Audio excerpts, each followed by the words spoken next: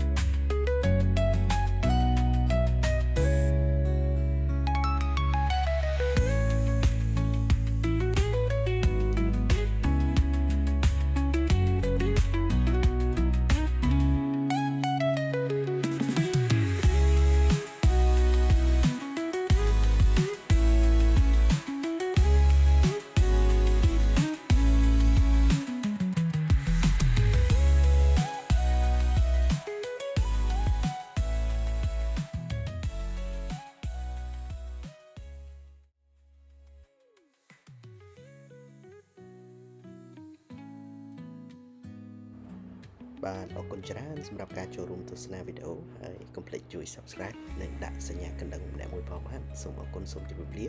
ជួបគ្នានៅវីដេអូក្រោយ